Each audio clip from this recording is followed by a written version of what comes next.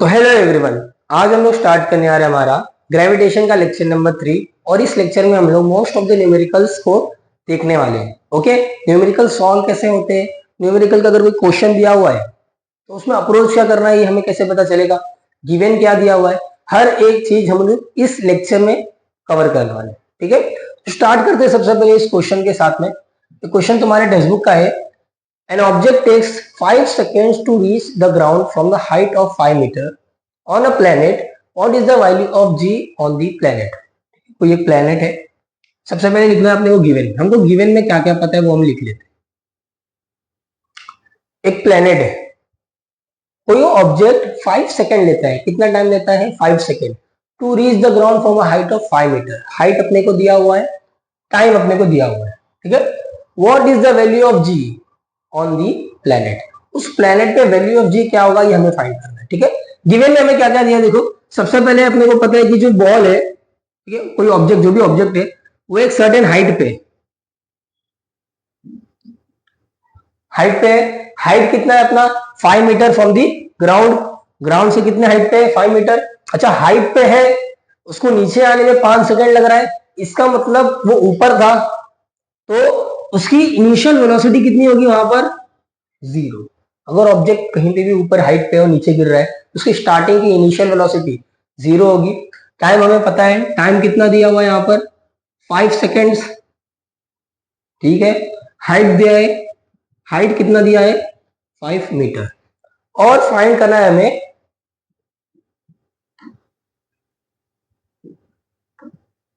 जी। जी कितना होगा ये हमें फाइंड करना। अच्छा, जी जानते हो जी क्या होता है? Acceleration due to gravity. ठीक है, स्टार्ट करने से पहले तुमको सारे फॉर्मूला पहले पता होना चाहिए। तुम्हारे कौन कौन से ऐसे फॉर्मूला जिसमें वैल्यू ऑफ जी आते हैं। ठीक है, 3 रिलेशन पहले लिख लो। v equals to u plus a t, s equals to u t plus half a t square, v square equals to u square plus 2as, g equals to gm upon are square, f equals to gm1 m2 upon are square. ये कुछ formulas मैंने लिख दिए यहाँ पे जो हम लोगों ने इस चैप्टर में पढ़े थे ऑलरेडी। ठीक है, तो स्टार्ट करने से पहले हम देखते हैं फॉर्मूला को रिलेट करके। गिवन में और फाइंड में ऐसा कौन सा फॉर्मूला है जिसमें कुछ वैल्यू दिए हैं और कुछ वैल्यू हम फाइंड कर सकते हैं। ठीक है, हमें इनिशियल वेलोसिटी पता है बॉल का। इनिशियल वेलोसिटी कितना दिया है? 0। कुछ नहीं बोला ना, बोला कि गिर रहा है। ठीक है, कितना टाइम लगा उसे गिरने में? 5 सेकंड लगा उसे नीचे गिरने में। तो स्टार्टिंग में उसकी वेलोसिटी कितनी होगी? 0 होगी। जब नीचे आया तो उसकी वेलोसिटी इंक्रीज होगी। फाइनल वेलोसिटी हमको पता है, कुछ ना कुछ होगा उसमें। ओके, लेकिन इनिशियल वेलोसिटी हमको पता है, उसकी इनिशियल वेलोसिटी कितनी है? 0। टाइम कितना लिया उसने? 5 सेकेंड्स। हाइट कितना है ग्राउंड से? 5 मीटर। जी फाइंड कर रहा है।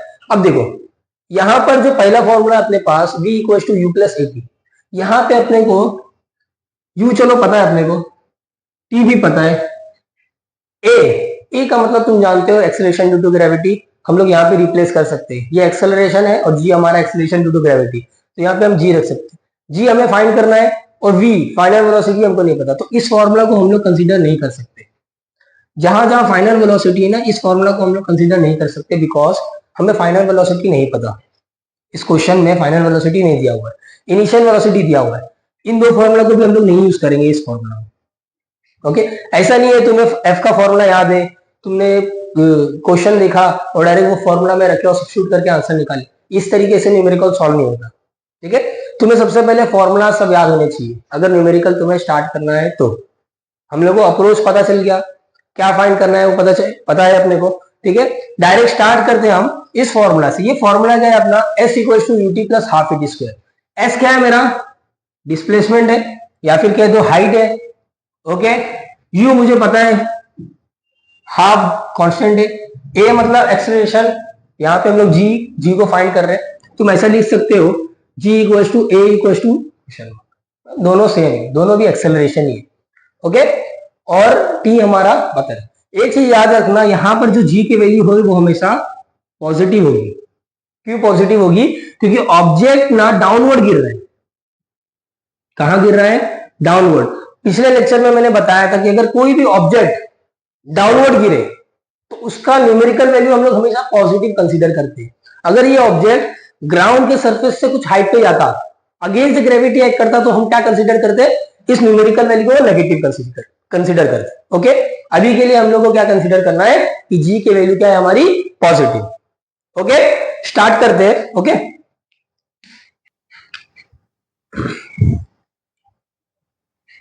तो देखते हैं, सबसे पहले फॉर्मूला रखते हैं, s equals to u t plus half g t square. मैंने ए की जगह पे जी को रिप्लेस कर दिया, कुछ डिफिकल्टी नहीं, कुछ गलत नहीं है। ठीक है, अब देखो अपनी वैल्यू रखते आगे भी। हाइट अपना क्या है, डिस्प्लेसमेंट हाइट अपना बरोबर 5 मीटर दिया हुआ है, लिख देते 5। ओके, इनिशियल वेलोसिटी कितना दिया हुआ है, 0, मैंने बताया था क्यू है, और टाइम कितना है 5 सेकेंड्स प्लस हाफ। जी की वैल्यू हमें फाइंड करनी है, तो यहाँ पे जी की वैल्यू रख देते हैं। टाइम कितना दिया है 5 सेकेंड्स। ओके, कोई डाउट, अभी देखते, ये वाला पूरा टर्म क्या हो जाएगा, 0 हो जाएगा, मतलब 0 multiplied by any number is 0। क्या बचा अपने पास, half G multiplied by 25। Okay, तुम इसको इस तरीके से भी लिख सकते हो, जी मल्टीप्लाइड बाय 25 अपॉन 2। अब 2 यहाँ पे आएगा तो मल्टीप्लाई हो जाएगा, 10 इक्वल्स टू 25 जी। अगर जी को रिप्लेस करोगे एक अलग साइड में, तो हम लोग क्या करने वाले अभी, जी इक्वल्स टू 10 अपॉन 25 आया, डिवाइड कर दे, 25 जीरो सा 0.100 आ गया, 25 फोर सा 100। ओके, तो मतलब हमको जी का वैल्यू क्या मिला यहाँ पर, 0.4 मीटर पर सेकेंड स्क्वायर। यूनिट कभी भी याद रखना बच्चा, एक्सेलरेशन है तो मीटर पर सेकेंड स्क्वायर आएगा। ठीक है, तो इस तरीके से हम लोग ने ये क्वेश्चन को सॉल्व कर लिया। इसके बाद नेक्स्ट क्वेश्चन करते हैं, तब तक आप उसको कॉपी कर लो। तो नेक्स्ट क्वेश्चन हम लोग देखने आ रहे हैं अभी। ठीक है, अगला क्वेश्चन क्या है, the radius of a planet A is half the radius of planet B.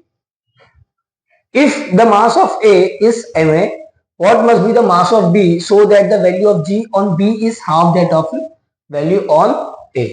क्या बोल रहा है कि अपना रेडियस ऑफ प्लैनेट ए जो है, ठीक है, गिवन लिखते हैं, रेडियस ऑफ प्लैनेट जो ए है वो half of radius of planet B है। ठीक है, पहले लाइन से अपने को पता चला, radius of planet A is half the radius of planet B. Okay, if the mass of A is ma, mass of planet A ma, तो हमको फाइंड करना है what must be the mass of B so that the value of ji on B is half that of its value on A. तो हमको एक ऐसा mass find करना है प्लैनेट बी का जहां पर G on B is half on G on A. ये हमको फाइंड करना है। Acceleration due to gravity planet B पर कितनी होगी, हाफ ऑफ प्लैनेट ए की एक्सेलरेशन ड्यू टू ग्रेविटी। ये हमारा क्वेश्चन हमको पता है। हमको फाइंड करना है मास ऑफ प्लैनेट बी कितना होना चाहिए। क्या बोला, मास ऑफ प्लैनेट बी कितना होना चाहिए कि acceleration due to gravity planet B पर हाफ हो जाएगी acceleration due to gravity planet A से। इसको मैं इस तरीके से लिख सकता हूं, G B upon ji A equals to half. Okay, ठीक है, तो इसका यूज करेंगे हम अभी। ओके, कॉपी कर सकते हो इतना। तो स्टार्ट करते अभी, ये मैंने थोड़ा स्पेस की वजह से अभी लिख दिया यहाँ पर। फाइंड हमको करना है mass of planet B find करना है। ठीक है, स्टार्ट करते हैं। स्टार्ट कैसे करेंगे, सबसे पहले हमें पता होना चाहिए कौन सा फॉर्मूला यूज करना है। क्या करना है, कौन सा फॉर्मूला यूज करना है। यहाँ पर तुम लोग v equals to u plus a t तो यूज करोगे नहीं, बिकॉज यहाँ पे क्या दिया है, रेडियस ऑफ प्लैनेट दिया है, एक्सेलरेशन ड्यू टू ग्रेविटी दिया है, तो तुम वही फॉर्मूला यूज करोगे जो इससे मिलता जुलता है। वो अपना g equals to g m upon are square, याद है तुम्हें एक्सेलरेशन ड्यू टू ग्रेविटी का फॉर्मूला। इसको हम लोग पूरे न्यूमेरिकल में ये वाले यूज करने वाले। ठीक है, देखते हैं। सबसे पहले प्लैनेट ए का acceleration due to gravity find करते हैं। क्या होगा, जी M A upon R A का स्क्वायर, इसको लिख देते हैं क्वेश्चन नंबर 1। प्लेनेट बी के लिए एक्सेलरेशन ड्यू टू ग्रेविटी कितना होगा, जी m B upon are square b. समझ गया। अगर मैं इसको डिवाइड कर दूं, जी बी अपॉन जी ए कर दूं, तो मुझे कुछ एक वैल्यू मिल जाएगी जो अपने को गिवन में दिया था। करके देखते हैं, जी बी अपॉन जी ए कितना आएगा, देखते हैं। M B upon are square B the whole upon M A upon are square A. ध्यान देंगे तो वैल्यू ऑफ जी कांस्टेंट है, यूनिवर्सल ग्रेविटेशनल कांस्टेंट सेम है, ऊपर नीचे दोनों, तो कैंसल आउट हो जाएगा। ओके, ये देखो, एक तुमको एक मैथ का ट्रिक बता देता हूँ, पता होगा बहुत लोगों को, लेकिन फिर भी बता देता हूँ। ये अगर ऐसा है, ए अपॉन बी अपॉन सी अपॉन डी, तो ये ऊपर जाता है तो उल्टा हो जाता है। क्या हो जाता है, उल्टा। जैसे ये नीचे वाला टर्म है, ऊपर जाएगा तो क्या हो जाएगा, मल्टीप्लाई होके डी अपॉन सी हो जाएगा। समझ गए। एम अपॉन आर है, फिर इधर एम अपॉन आर है, ये ऊपर जाएगा तो कैसा बनेगा, देखते हैं। M B upon are square b, a upon b तो सेम है अपना, चेंज क्या हो रहा है, सी अपॉन डी चेंज हो रहा है किसमें, डी अपॉन सी में, तो इसको अपन कर देंगे change, r square a upon M a. ये अपना क्या है लेफ्ट हैंड साइड में, g B upon ji a. Okay, इतना चीज समझ में आ गया तुम्हें, इतना चीज समझ में आ गया। कुछ नहीं किया हम लोग ने, सिंपल सा मैथ्स का ट्रिक लगाया कि आर स्क्वायर ए ऊपर चले जाएगा और एम ए मल्टीप्लाई हो जाएगा आर स्क्वायर बी में। समझ में आया था, डिनोमिनेटर मल्टीप्लाई हो गया, सॉरी, डिनोमिनेटर और इसका न्यूमरेटर मल्टीप्लाई हो जाएगा, और ये डिनोमिनेटर ऊपर आके न्यूमरेटर बन जाएगा। ठीक है, ये चीज दी थी अपन ने।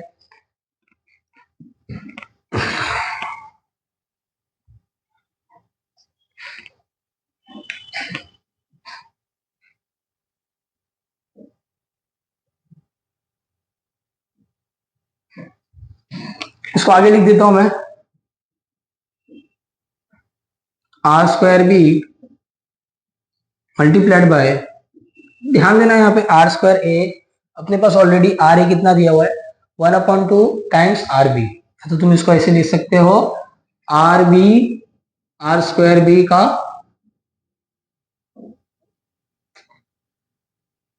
या तो तुम उसका ऐसे लिख सकते हो, आर बी अपॉन 2 का whole square, okay, divide by m a.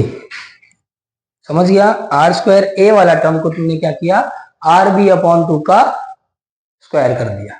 समझ में आ गया, इजी है। ठीक है, कुछ डिफिकल्टी नहीं। जी बी अपॉन जी ए, अब क्या करते हैं, M B upon are square b multiplied by r square b, इसका हाफ हो जाएगा 4 टाइम्स एम ए, 2 इधर मल्टीप्लाई हो जाएगा, 2 का square is 4, 4 multiplied by m a is 4 m a, r square cancel हो जाएंगे, सेम है। जीबी अपॉन जी हमको वैल्यू फिक्स पता है, कांस्टेंट दिया हुआ था। जीबी अपॉन जीबी का, जीबी अपॉन जीए का वैल्यू हमको ऑलरेडी दिया हुआ है, हाफ है, हाफ को यहां सब्स्टिट्यूट कर देते, half multiplied by half equals to m B upon 4 times m a. क्या करते हैं हम इधर पे, एम बी को एक साइड रहने देते, 4 एम ए अपॉन 2 कर देते, यहाँ पे मल्टीप्लाई हो जाएगा, क्रॉस मल्टीप्लाई, कोई डाउट नहीं। एम बी इक्वल्स टू 2 1 जा 2, 2 2 जा 4, तो क्या मिला अपने को, 2 टाइम्स एम ए। ठीक है, एक बार फिर बता देता हूँ क्या किया हमने, आर ए का वैल्यू था half, R B, G B upon ji A का वैल्यू था हाफ, एम बी का वैल्यू फाइंड कर लो, एक्सेलेरेशन ड्यू टू ग्रेविटी का फॉर्मूला अप्लाई किए, जी ए का फॉर्मूला के एक क्वेश्चन बना, जीबी का एक इक्वेशन बना, जीबी अपॉन जीए कर दिया हमने। ठीक है, तो कांस्टेंट वाला टर्म जो था वो कैंसल आउट हो गया। उसके बाद में यहाँ पे एक रूल था, डिनोमिनेटर ऊपर जाता तो मल्टीप्लाई हो जाता है, और जो न्यूमरेटर डिनोमिनेटर से मल्टीप्लाई हो जाता है। ठीक है, अब यहाँ पे आर ए गिवन में क्या था, half times r b, half times r b रखे, स्क्वायर किए, आर स्क्वायर बी मिला, 2 का स्क्वायर 4 मिला। ठीक है, और यहाँ आर स्क्वायर कैंसल आउट हो गया। ठीक है, तो 4 एम ए यहाँ पे था, यहाँ मल्टीप्लाई हो जाएगा, इक्वल टू के दूसरे साइड जाएगा, तो इक्वेशन में हम लोग ने देखा कि एम बी कट होने के बाद में अपने को कितना मिला, 2 एम ए। तो यहाँ से अपने को मास ऑफ प्लेनेट बी पता चल गया, which is 2 times mass of planet A. ठीक है, इसको कॉपी कर लो। तो स्टार्ट करते हैं हमारा नेक्स्ट क्वेश्चन। नेक्स्ट क्वेश्चन में क्या दिया हुआ है, the mass and weight of an object on Earth are 5 kg and 4 newton. Mass कितना दिया हुआ है किसी ऑब्जेक्ट का, कोई एक ऑब्जेक्ट है,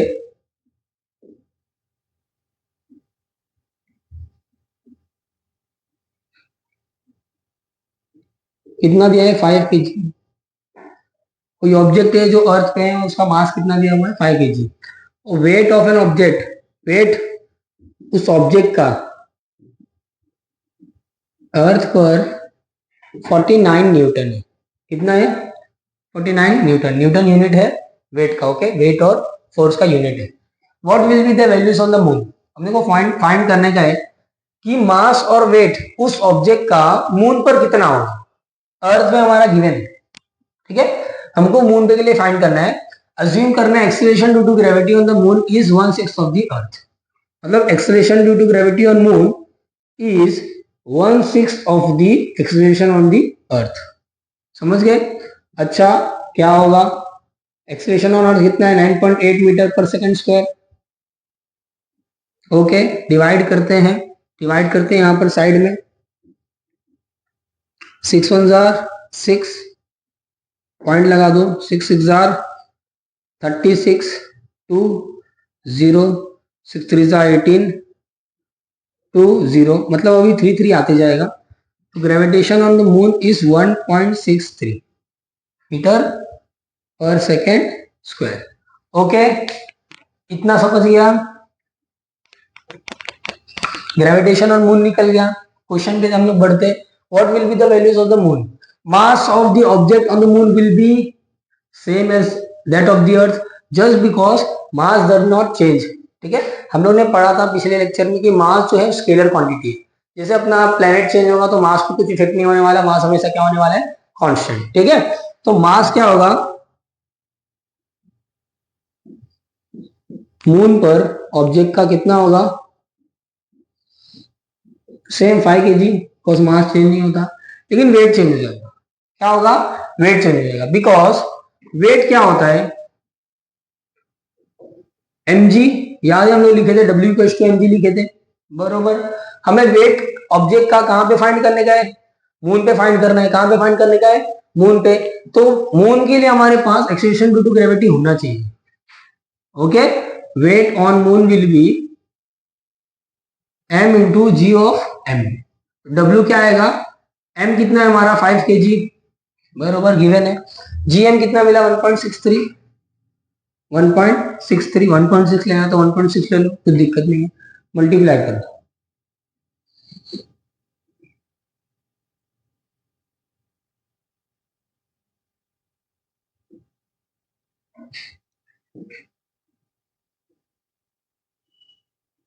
ये हमारा आया है वेट। ओके, सिंपली मल्टीप्लाई करके हम लोग ने वेट निकाल लिया, weight on the of the object on moon. बहुत सिंपल सवाल था, इसको कॉपी कर सकते हो तुम लोग। ओके, ठीक है बच्चों, हम लोग नेक्स्ट क्वेश्चन सॉल्व करते हैं। अभी नेक्स्ट क्वेश्चन में क्या दिया हुआ है देखते हैं।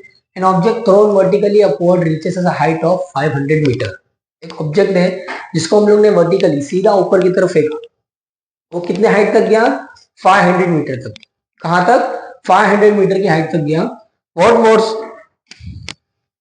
Was it's initial velocity, find करना है उसकी इनिशियल वेलोसिटी। जब हम फेंके उसको तो उसकी इनिशियल वेलोसिटी कितनी थी। How long will the object will take to come back to the earth, कितना टाइम लगेगा उसको ऊपर से नीचे आने पर। वो हम लोग ने ऊपर फेंका, नीचे आते तक उसको कितना टाइम लगा टोटल कवर करने के लिए। ठीक है, हम लोग को टाइम फाइंड करने है। अज्यूम करना है g = 10। देखो तुम ध्यान दोगे तो g हम लोग हमेशा 9.8 कंसीडर करते थे, लेकिन इस क्वेश्चन को सॉल्व करने के लिए स्पेसिफिकली g हमारा दिया हुआ है 10 मीटर पर सेकंड। एग्जाम में भी कुछ क्वेश्चन में तुम्हारे गिवन दिया होगा g का वैल्यू 10 मीटर पर सेकंड, वहां पे तुम 9.8 मत यूज करना, वहां पे तुम लोग डायरेक्टली 10 सब्स्टिट्यूट करना, आंसर जल्दी मिल जाएगा। ठीक है, सॉल्व करते सबसे पहले गिवन लिखते हैं। गिवन क्या दिया हमारा, एक ऑब्जेक्ट है जो कि सरफेस से लेके ऊपर गया, हाइट कितना था उसका, बोलो भाई 500 मीटर। कितना हाइट है, 500 मीटर। कोई डाउट नहीं, हाइट मतलब डिस्प्लेसमेंट। ठीक है, हाइट और डिस्प्लेसमेंट सेम है यहाँ पर। N object thrown vertically upward, ऊपर फेंका है, हाइट कितना पहुंचा 500 मीटर, उसकी इनिशियल वेलोसिटी फाइंड करनी, इनिशियल वेलोसिटी कितनी है, इनिशियल वेलोसिटी कितनी थी, एक्सेलरेशन ड्यू टू ग्रेविटी, या कह दो एक्सेलरेशन हमको दिया हुआ है विच इज 10 मीटर पर सेकेंड स्क्वायर। ओके, फिर एक और चीज हमको फाइंड करने की, टोटल टाइम कितना लगा उसको ऊपर जाने में, ऊपर से नीचे आने में कितना टोटल टाइम लगा वो हमको फाइंड करना है। समझ में आया? स्टार्ट करते हैं। सबसे पहले देखते हैं हमको गिवन क्या दिया है, इनिशियल वेलोसिटी फाइंड करना है। ओके, डिस्प्लेसमेंट दिया हुआ है, ठीक है। एक फॉर्मूला हमारे पास याद होगा तुम्हें, तो v square equal to u square plus 2as, हम यूज करने वाले v square equal to u square plus 2as। Okay, हम क्या यूज करेंगे, v square equal to u square plus 2as। समझ में आया? अब देखो v क्या है हमारा, फाइनल वेलोसिटी, v अपना क्या है, फाइनल वेलोसिटी। फाइनल वेलोसिटी कितना होगा देख लेते हैं। ऑब्जेक्ट ऊपर जा रहा है, ऊपर जा रहा है, उसकी वेलोसिटी क्या हो रही है, डिक्रीज हो रही है, क्या हो रही है, डिक्रीज हो रही है। एक पॉइंट ऐसा आएगा जब उसकी वेलोसिटी हो जाएगी जीरो, क्या हो जाएगी, जीरो। इसलिए हम लोग ने ये वाला फॉर्मूला यूज किया। यहाँ पे वेलोसिटी कितना हो गया, जीरो हो गया, यू स्क्वायर प्लस 2as। समझ में आ गया? कोई डाउट? अभी ध्यान देना, हम लोग यहाँ पर जो a है ना उसको हम लोग रख देंगे -g। एक्सेलरेशन है ना, a और g हमारा सेम। कोई पूछ सकता है सर -g क्यों लिए, यहाँ पर आपने -g ले लिया, क्वेश्चन मार्क आ जाएगा, एकदम परेशान हो जाएंगे। -g इसलिए क्योंकि बेटा जब हम लोग ग्रेविटी के अगेंस्ट काम करते हैं, ग्रेविटी के अगेंस्ट काम करते हैं, ग्रेविटी के अगेंस्ट ऊपर जाएंगे हम, तो क्या होगा, वहां पे मैंने बताया कि हम लोग न्यूमेरिकल सॉल्व करेंगे तो नेगेटिव साइन डालना पड़ता है। ग्रेविटी के अगेंस्ट काम करेंगे, अपवर्ड डायरेक्शन में जब हम जाएंगे तो माइनस साइन वहां पर आएगा। ठीक है, कोई डाउट नहीं ना? तो स्टार्ट करते हैं अभी आगे का। यू स्क्वायर माइनस 2gs, -2 यहां आएगा तो क्या हो जाएगा, 2gs equal to u square. समझ गया? अब देखो बस फॉर्मूला में हम लोग क्या करेंगे, वैल्यू सब्स्टिट्यूट कर देंगे, 2 multiplied by 500 multiplied by 10।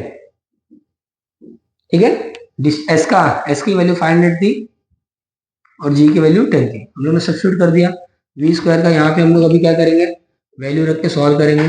500 into 10 is 5000 multiplied by 2, 10,000 आ जाएगा सीधा सीधा। 10,000 आया तो व्यू की वैल्यू कितनी आएगी, 100। इनिशियल वेलोसिटी कितनी है उसकी, 100 मीटर पर सेकेंड।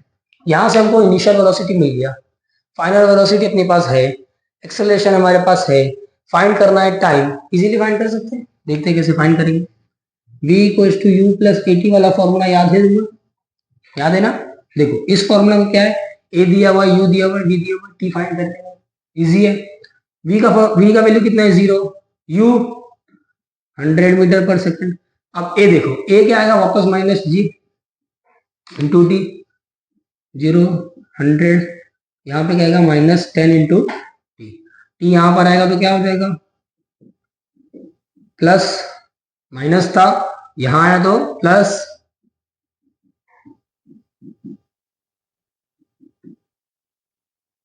ठीक है।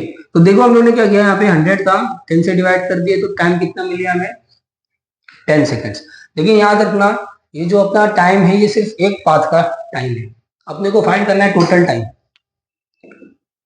टोटल टाइम, टोटल टाइम क्या होगा, time of ascent plus time of descent. ठीक है, इसका मतलब क्या होता है, देखो इसका मतलब क्या है, जब हम लोग असेंडिंग ऑर्डर, जब हम ऊपर जा रहे थे, अपवर्ड जाने का टाइम 10 सेकंड है, नीचे आने का टाइम 10 सेकंड है, तो टोटल टाइम कितना हो जाएगा, 10 प्लस 10 विच इज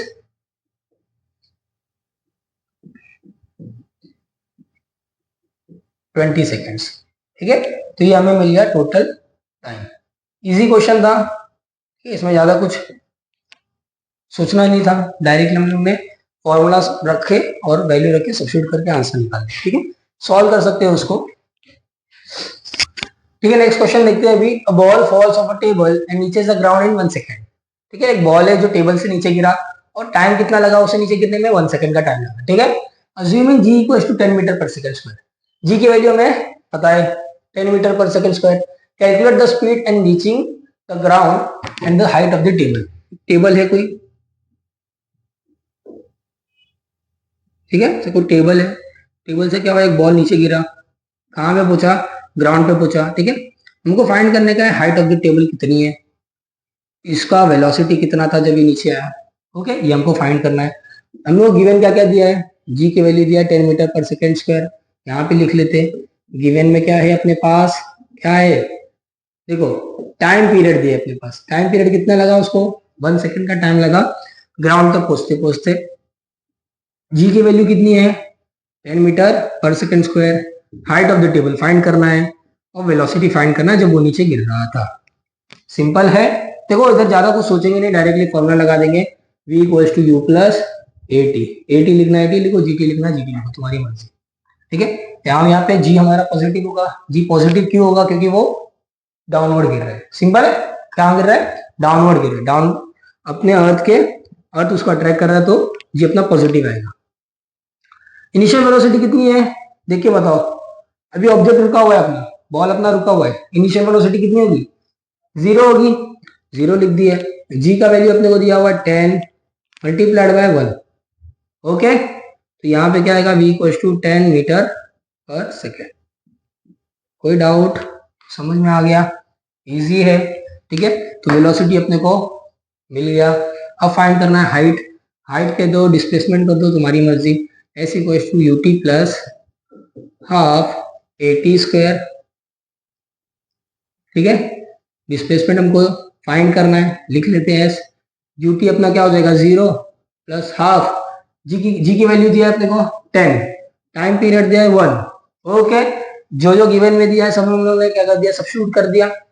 इसकी वैल्यू क्या आएगी, half into 10 multiplied by 1 square which is 5, 2 1 2 2 5 10, S की वैल्यू कितनी है 5 मीटर, या फिर कह दो हाइट की वैल्यू कितनी है 5 मीटर।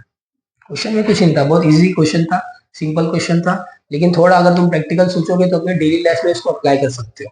कैसे कर सकते हो बता देता हूँ। हमें सिर्फ टाइम पीरियड पता है और कुछ नहीं पता, सिर्फ टाइम पीरियड पता है। एक्सेलरेशन ड्यू टू ग्रेविटी तो हमेशा कांस्टेंट रहेगा, ठीक है।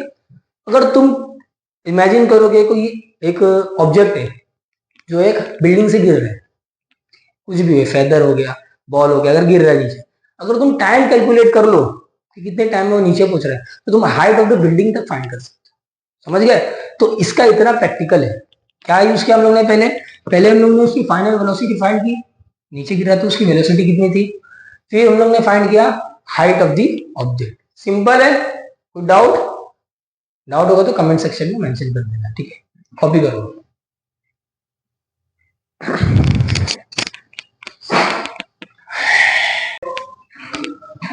तो ठीक है डियर स्टूडेंट्स, तो अभी हम लोग क्या करते हैं, इस वीडियो को एंड, और इस वीडियो का हम बनाएंगे नेक्स्ट पार्ट, ठीक है। अभी तक जितने न्यूमेरिकल सॉल्व किए हमने, उन सारे न्यूमेरिकल्स को अच्छी तरह के प्रैक्टिस करना। इस टाइप के अगर क्वेश्चंस आते हैं तो तुमको टैकल करना आना चाहिए, समझ गए। अंडरस्टैंडिंग हो गया है, अब बस तुमको प्रैक्टिस की जरूरत है। कुछ क्वेश्चंस उठाओ टेक्स्ट के, बाहर के, जहां के भी तुमको क्वेश्चंस मिलते हैं, उठाओ उसको सॉल्व करो। नहीं आ रहा है तो कमेंट सेक्शन में मेंशन कर दो, हम नेक्स्ट पार्ट में उसको अपलोड कर देंगे, ओके। तो इस वीडियो को अपने उन फ्रेंड्स के साथ शेयर करो जिनको डिफिकल्टी पड़ती है न्यूमेरिकल सॉल्व करने में, उनको बहुत डर लगता है न्यूमेरिकल से, ठीक है। हो सकता है कुछ पार्ट वो समझ जाए 50%, 100%, कुछ तो समझ जाए वो, ठीक है। तो thank you so much for watching, और आगे की वीडियोस देखते रहना। Bye bye.